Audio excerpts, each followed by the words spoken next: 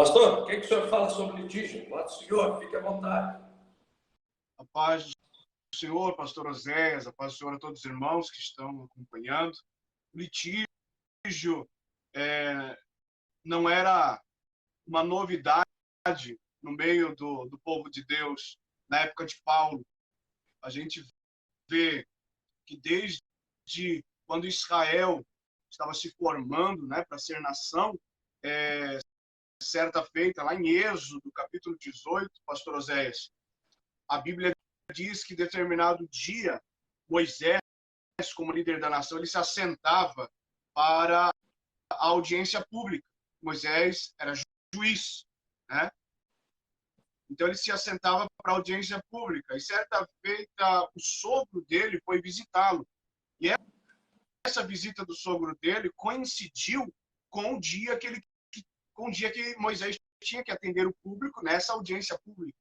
E havia tanto litígio entre o povo de Israel que a Bíblia diz que Moisés se demorou desde a manhã até a tarde, ouvindo todas as questões do povo e julgando.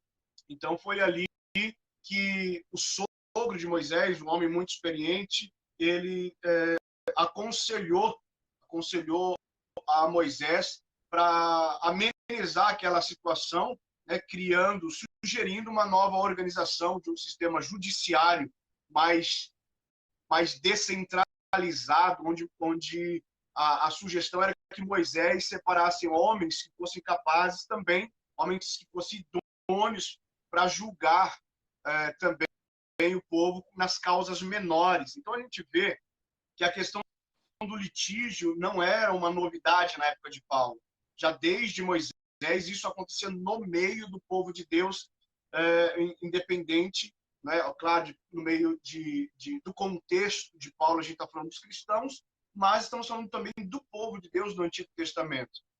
Mas antes de Paulo e depois de Moisés, o Senhor Jesus também falou a respeito disso.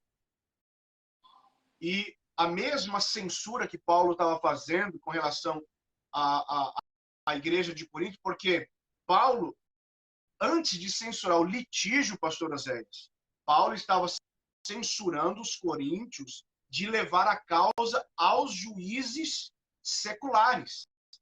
Essa era a questão que Paulo estava querendo fazer a igreja de Corinto ver que não estava causando um bom testemunho. Então, o litígio é um problema entre cristãos, e um litígio entre cristãos levado às causas judiciais seculares é um problema em dobro. Então, era isso que precisava ser tratado. Por isso que Jesus, eu até vou ler o texto aqui que eu separei, Mateus capítulo 5, 23 ao 26, Jesus falou sobre isso. Jesus diz assim, olha, Mateus 5, 23 ao 26.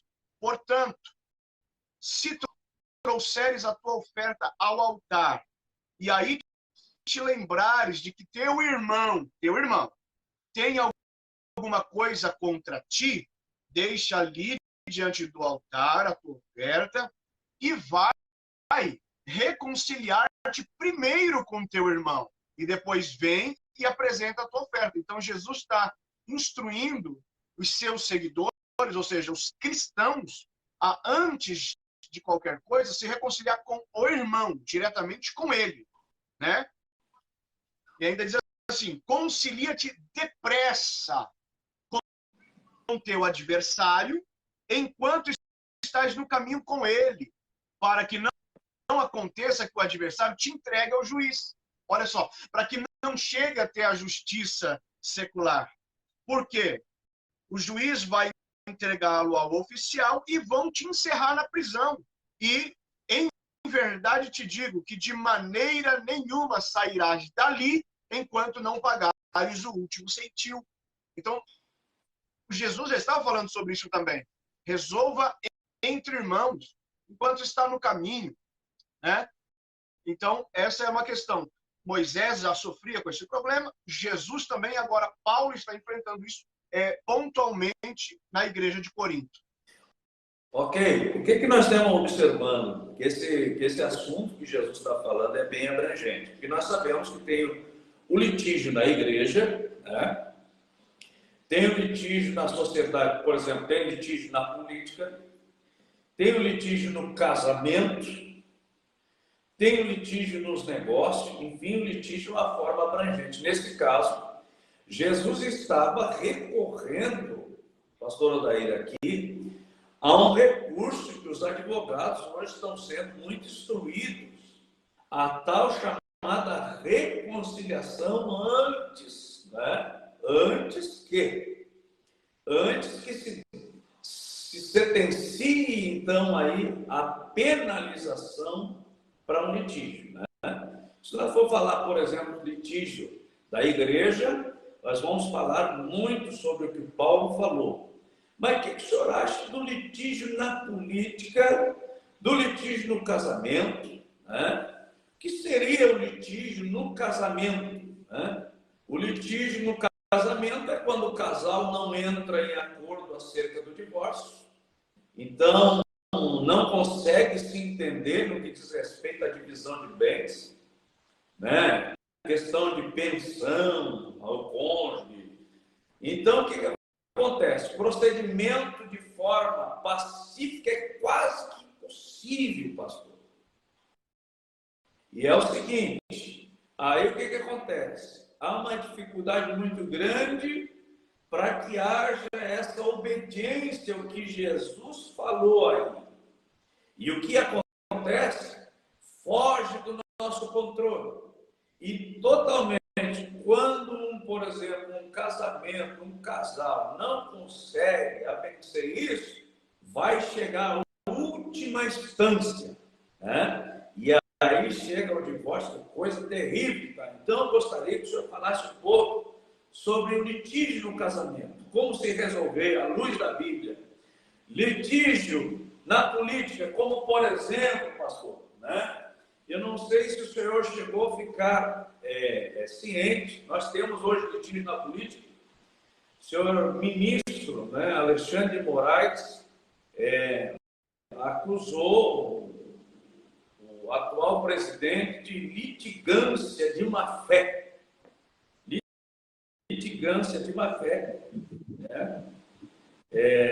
Enfim, para usar esse litígio, por exemplo, para defesa dos seus próprios interesses.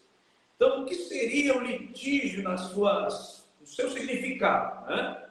Condição em que algo está em contraditório. Isso saindo da área pacífica e entrando, então, para a área jurídica. O assunto que o senhor está falando, que Jesus ensinou, né? Sim. O litígio em si, o termo jurídico é uma demanda judicial, né? O litígio é uma demanda judicial. Num termo figurado, é conflito de interesse. Conflito de interesse. Então, o que acontece?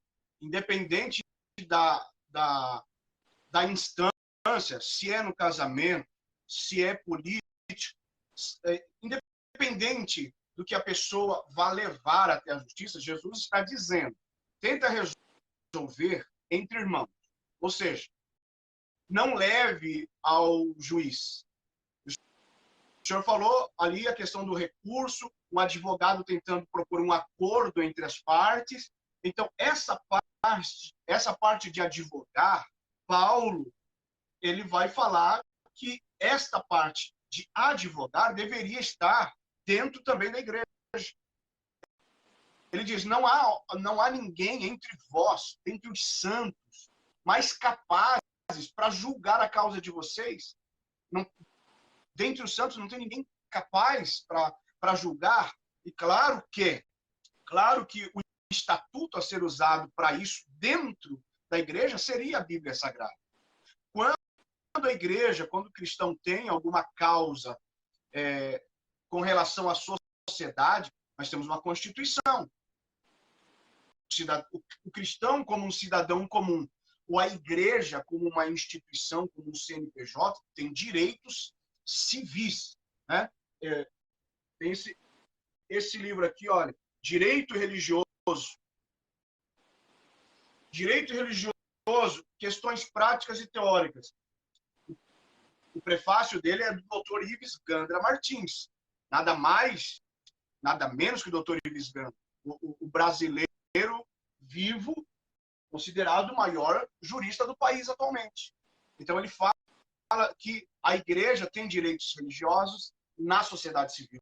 O cristão tem direitos civis, não é? Mesmo quando a causa dele é religiosa. Mas a questão central aqui é litígio entre cristãos. Litígio entre irmãos. Esta é a causa. Moisés julgava a causa entre irmãos. Jesus está falando para se reconciliar com o irmão. Para que o irmão aqui, a palavra de Jesus progride para adversário. Ou seja, se não resolver entre o irmão vai se tornar um adversário. E é isso que Jesus está querendo evitar. Que um irmão se torne adversário. A partir do instante em que a demanda ela vira judicial, aquele que é irmão já não é mais irmão, é adversário. Agora, se a gente levar isso para o casamento, aí eleva a um nível superior de qualquer nível da intriga, porque o casamento é a maior sociedade civil. O casamento é a sociedade civil instituída por Deus, né? Então, o homem vai desfazer uma instituição divina por interesse, porque o litígio é conflito de interesse. E se nós falarmos de conflito de interesse, a gente tem um texto bíblico que fala que, assim como a parábola, Jesus fala em Mateus 18, versículo 23 ao 25, a parábola do credor incompassivo.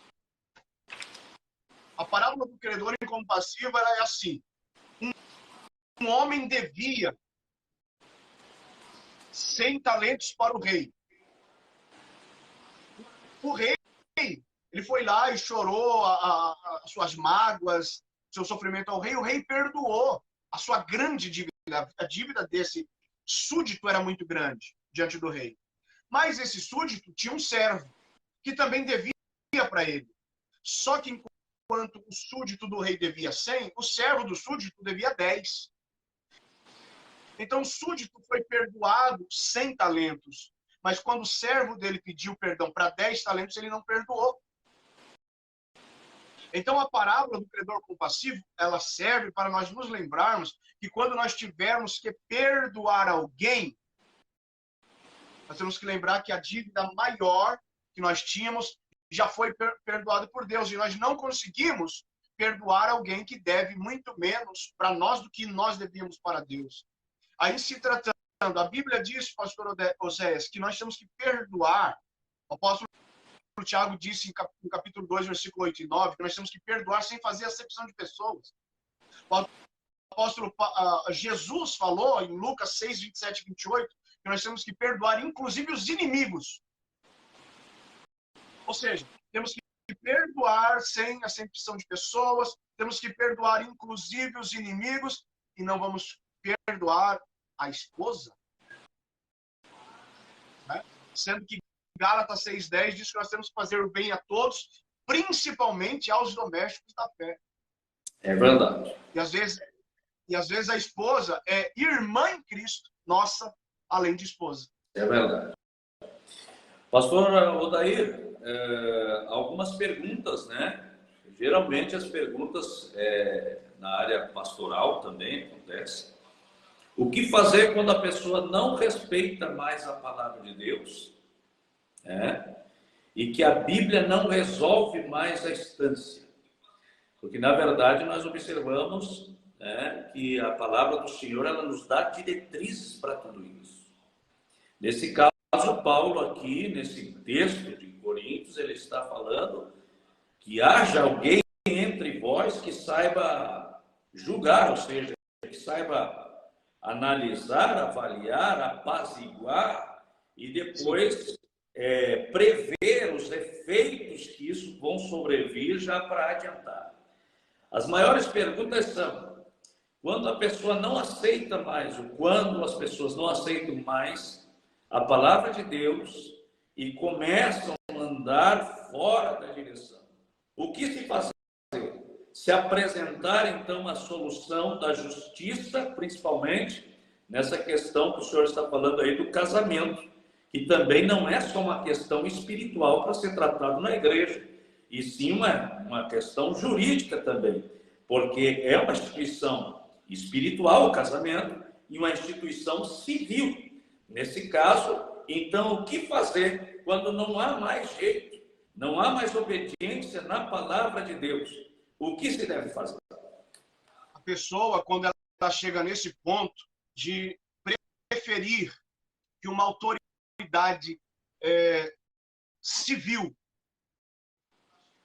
a aconselhe em detrimento de uma autoridade espiritual, ou seja, a partir do instante que a pessoa prefere ser orientada por um advogado ao seu pastor, então a gente pode comparar essa pessoa ao povo de Judá, no tempo de Jeremias, quando Deus disse assim a Jeremias, capítulo 2, que o povo de Judá, o povo de Deus, estava buscando nas nações socorro, estava buscando nas nações o apoio. Aí Deus faz a comparação assim, que eles estavam praticando duas maldades nessa atitude. Duas maldades. Aí Deus diz assim, eles estão deixando o Senhor e estão buscando soluções em cisternas rotas, ou seja, assim, estão deixando o Senhor, que é o manancial de águas vivas, estão buscando em cisternas rotas, que não podem reter águas.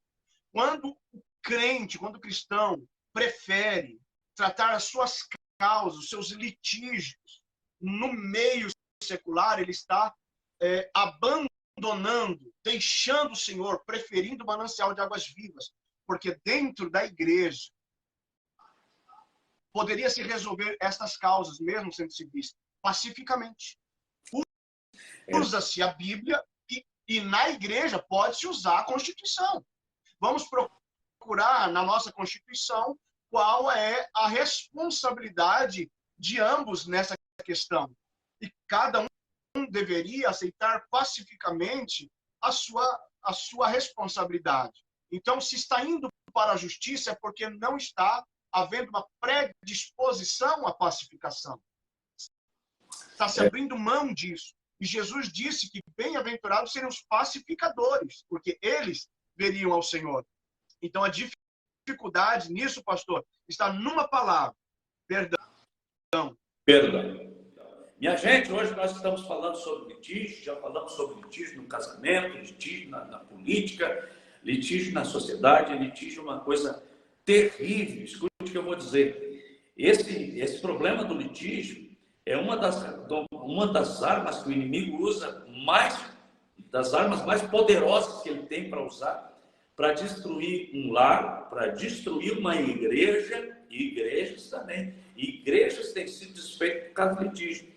Para destruir uma nação, para destruir um colégio, qualquer instituição, enfim, minha gente, e eu tenho aqui na minha mão aqui agora, o que significa, esse tal de litígio. Esse tipo de comunicação é muito usado também no meio político, pastor Odair. Só que eles falam nesse assunto e a maioria das pessoas não compreende o que é que está sendo falado. Litígio, por exemplo, é uma disputa, uma competitividade. Isso está em todo lugar. A glória a Deus pelos crentes santos em Cristo Jesus, que o crente santo sabe detectar esse sentimento do coração e da mente e clamar o sangue de Jesus.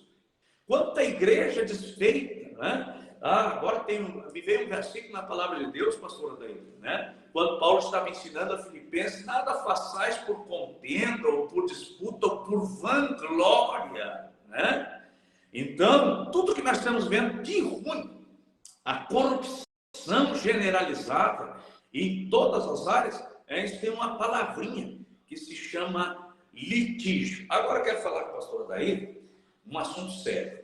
Eu sou um líder, né, da igreja, novo de idade, mas eu passei por algumas cidades, pastor, por algumas cidades já.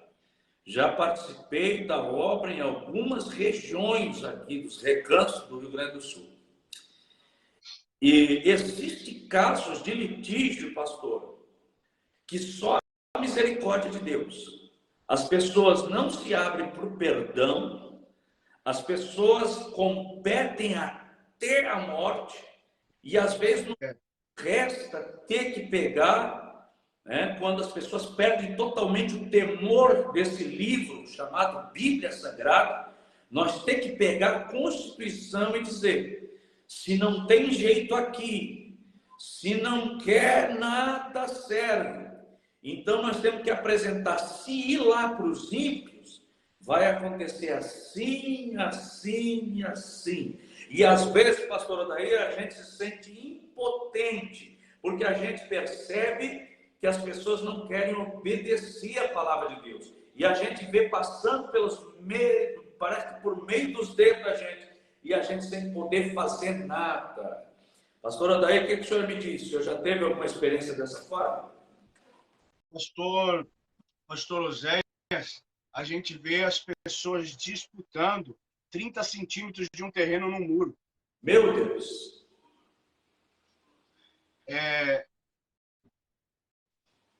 Aí a pessoa, o cristão, decide ir para a justiça. Decide ir para a justiça por causa de um galho de uma laranjeira que passou para o lado do vizinho.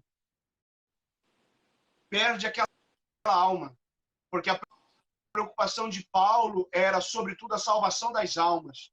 Era a unidade da igreja, era o testemunho que o cristão ia dar diante da sociedade. Porque nós estamos num contexto de a igreja como reino de Deus, da qual nós fazemos parte, está num mundo de trevas, num mundo caído pelo pecado, num mundo materialista, num mundo apegado a coisas.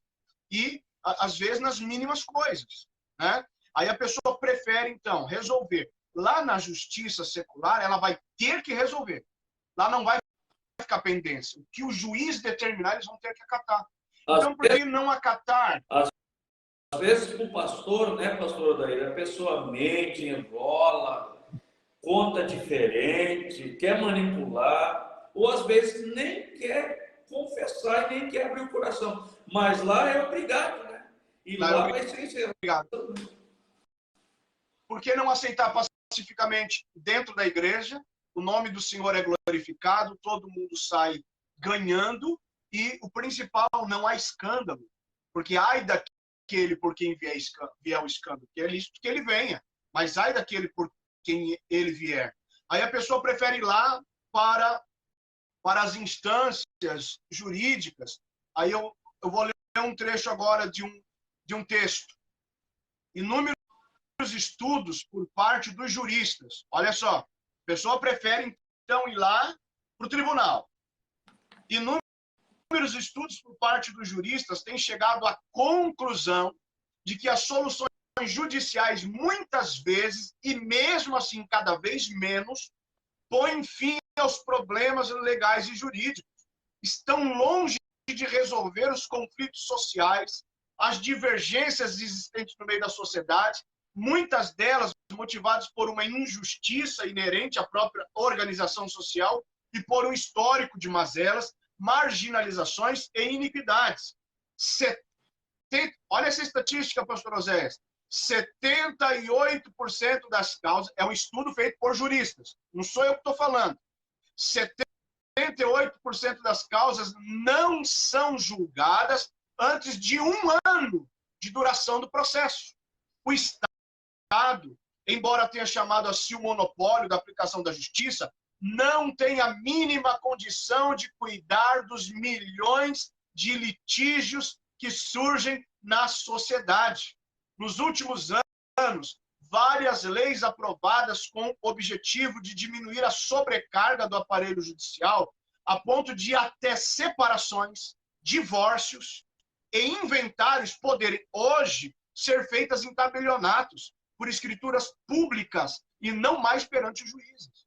Então, Veja bem, até as instituições estão vendo que é impossível tratar de tudo. E mesmo que assuma tudo, o tempo é longínquo para que haja uma solução. Aí o crente prefere resolver na justiça. Aí o problema é inventário, o problema é divórcio, o problema é separação. O juiz, o advogado vai aconselhar o tabelionato. Vai ser feito por procuração, e nem mais diante de um juiz. Olha só, mesmo assim a pessoa, o cristão prefere sair da instância espiritual, da instância eclesiástica, para fazer tudo na paz e continuar debaixo da bênção de Deus, e vai se submeter a essas pessoas que, além de tudo, não são santas, não são servas de Deus, e vão querer a parte delas na causa, né? Porque um pastor, quando resolve um problema, muitas vezes ele só fica na lembrança. É verdade, a igreja traz vários tipos de trabalhos sociais, e esse é um que a igreja ajuda muito o Estado, porque a igreja, com suas palestras, com as suas ministrações, dão uma visão, uma luz, né, na mente das pessoas. A igreja trabalha com perdão, com a reconciliação, com a avaliação, né, com a consciência, enfim, tudo da forma consensual e assim por diante. Então, vimos que a igreja tem um papel preponderante nessas questões, e a igreja, né, ela tem esse trabalho. Embora muitos não reconheçam, mas a igreja faz esse trabalho. Então, nós vamos fazer o seguinte, pastor, nós vamos fazer uma oração, né? E eu quero conversar com alguém que, de repente, tem alguma causa na justiça por algum tipo de litígio. Que essa live, pastor, nos trouxe aqui a visão do que é litígio, de uma forma ampla em geral, né? Porque esses assuntos, esse vocabulário é muito usado na questão política, mas muita gente, às vezes, não está por dentro disso, né? Nós vemos aqui que há possibilidades, né, de advogados agora ter didáticas específicas, estarem treinando a fazerem as pessoas se entenderem pacificamente, né? Porque assim, quando há litígio, seja em casamento ou onde for, na área social, na área política, que ir para a instância jurídica, né, e a sentença vir, é o seguinte: aquilo que a pessoa não pode administrar, outro vem para administrar por ele ou por ela. É o que eu sempre explico. Uma família, né, que o esposo ou a esposa não consegue administrar, o que acontece? Se ele levar para a justiça lá fora, a justiça vai tomar a administração daquela casa, daquele lugar. Alguns aconselhamentos nós já podemos ter trazido para alguns casais de igreja por onde nós passamos, pastor, né? E alguns deles saíram fora da esfera espiritual, não aceitando a autoridade pastoral. Aí foram parados lá, né? E lá, aí o Estado diz: se vocês não são capazes de se administrar, de se perdoar, então o Estado vai determinar.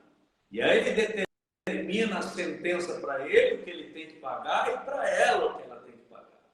Então, o que acontece? Nós percebemos aí que realmente está certo. Aqui nos diz, que o litigiano, ou seja, a pessoa que tem uma propensão, ou tem assim uma facilidade de entrar em conflito pelos seus interesses, né? Aqui nos diz o dicionário que isso é desinteligência, altercação e antagonismo, muitas vezes com a verdade.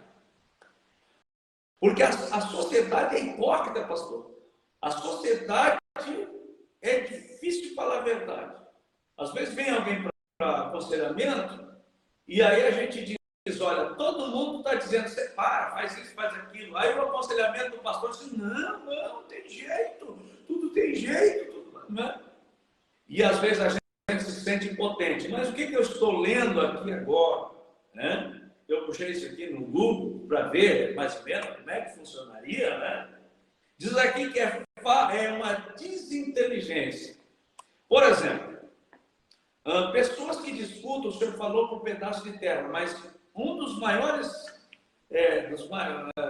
que contém maiores processos hoje de litígio é a questão de partilha de bens. Um filho disputando com o outro a partilha de bens do pai. Se não tiver um consenso, eu estou lendo aqui desinteligência, por quê? Porque tem lei hoje para tudo e a lei vai determinar. A nossa posição é de aconselhar conforme a Bíblia.